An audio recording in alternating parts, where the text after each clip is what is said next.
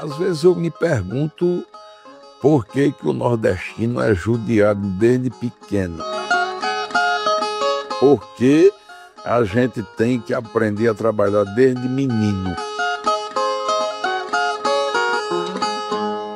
O sol que torra a nossa pele traz a seca junto com a falta de chuva. O plantio fica mais difícil, isso judia mais ainda. Mas eu sempre dizia a meu pai, um dia eu vou ganhar esse mundão de meu Deus e vou vencer na vida. Vencer na vida que eu dizia não era só ter coisas materiais. Era ter família, era ser homem de verdade, como o meu pai sempre dizia pra gente ser. Logo esse dia chegou. Eu tive que ganhar o mundão, correr atrás de tudo que eu sonhava e que meu pai e minha mãe também sonhavam. Então foi aí que eu disse, eu vou indo, pai. Eu vou indo, mãe. Eu vou dar orgulho a vocês. Mãe chorou, pai também. Eu levantei a cabeça, pedi proteção a Deus e fui.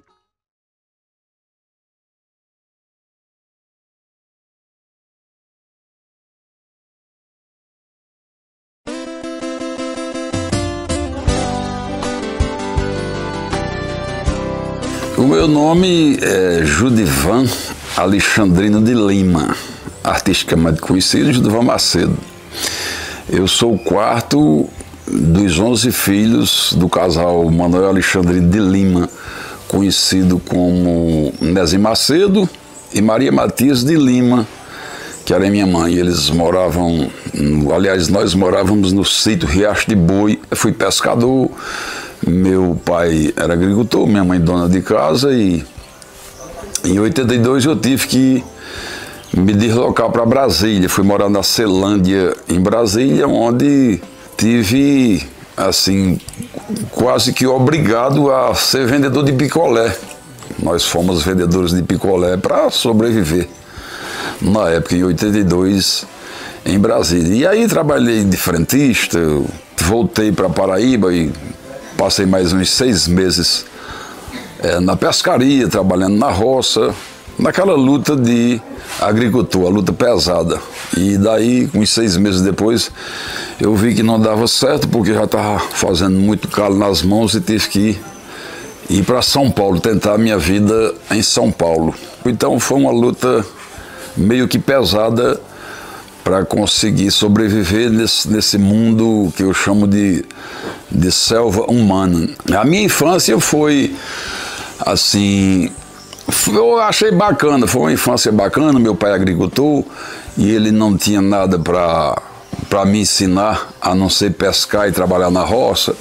Então eu vivia pela roça, andando de cavalo, pastorando ovelha, correndo atrás de gado, desleitando vaca, pescando de anzol e plantando rama de batata doce nas vazantes.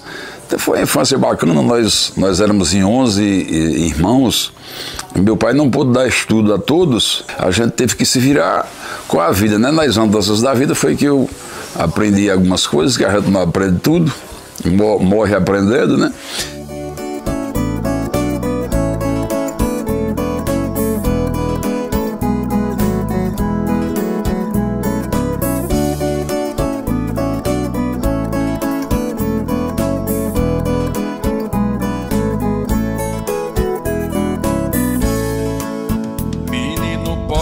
Que não tem onde morar, não sabe o que é um lar, porque Deus nunca lhe deu.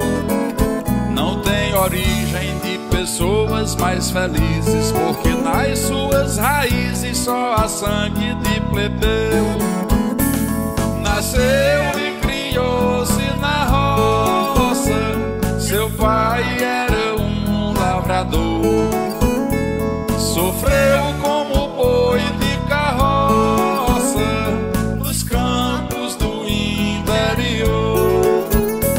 Só tinha descanso de noite, depois de rezar e dormir, sonhando com novo amanhã.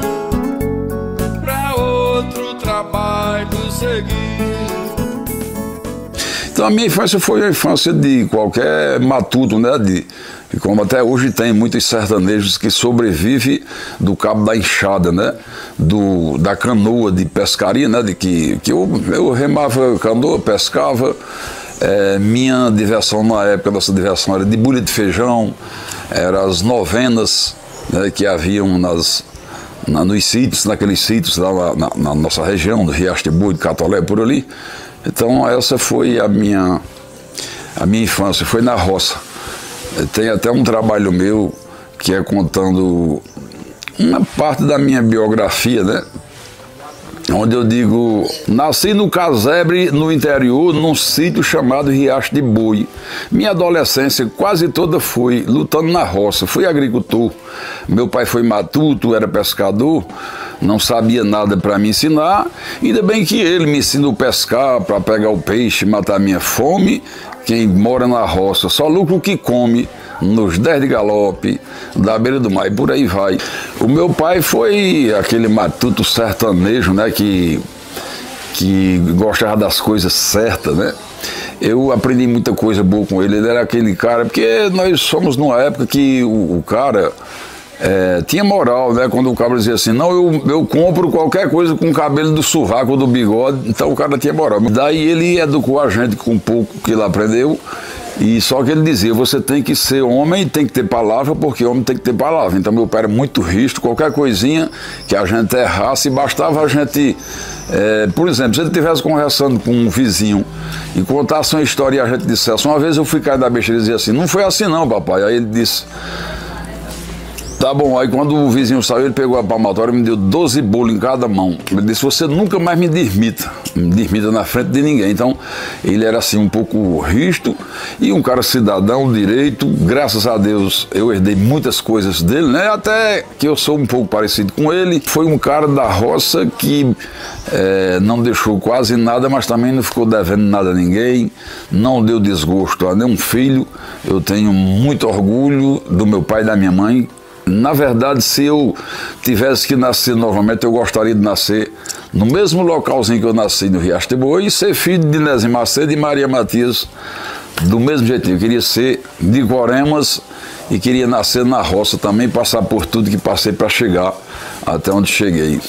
Tem um amigo meu que até já faleceu, o nome dele era João Furiba, e perguntaram a ele, uma moça na entrevista perguntou a ele, seu João Furiba, por que o senhor inventou de cantar? Ele disse, com preguiça de trabalhar.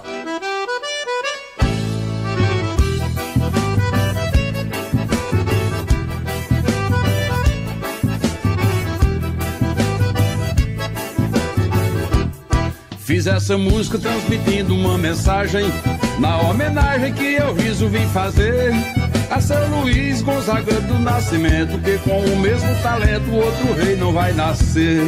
Que quem é rei nunca perde a majestade, isso é verdade, um exemplo do país. É Luís, filho de Santana em Januário, completando o centenário, o que falta faz Luís. Volta seu Luís, chega seu Luís, o Brasil todo quer ouvir a sua voz. Volta seu Luís, regressa seu Luís, o senhor é rei do Baião, venha tocar Baião pra nós.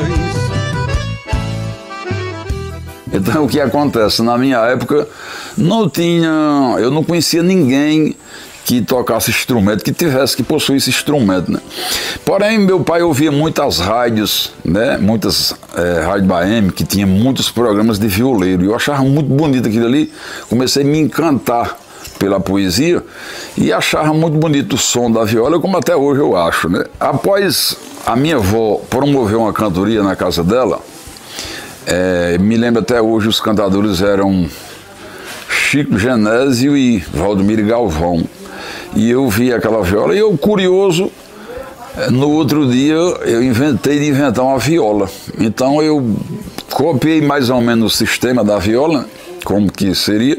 Eu inventei essa viola de madeira e botei a corda de linha de pescar. Então o som que saía era um só, porque a corda da mesma finura, né? Da mesma grossura, como se diz. Então era um som só. Mas ali eu ficava brincando, eu fingia que estava tocando e comecei a improvisar, comecei a brincar com a poesia. E aí começou a aparecer despertar o meu cérebro e comecei a querer fazer umas rimas, meio que tontas, mas aí comecei. E nas minhas andanças para São Paulo e Brasília, quando eu cheguei em Brasília, eu passei uns 3 meses juntando dinheiro para comprar meu primeiro violão, uma viola, que eu pensava que tanto fazia a viola como o violão, mas a viola nordestina tem uma afinação diferente. Então, o que acontece? Eu comprei esse violão e não sabia afinar, e conheci um cantador lá pela feira da Ceilândia e pedi a ele para afinar. Ele afinou e me ensinou a tocar o primeiro baião, que a gente chama, né? Que foi onde Luiz Gonzaga tirou o ritmo do baião, foi do baião do cantador, que é aquele tan dan tan dan tan tan dan tan.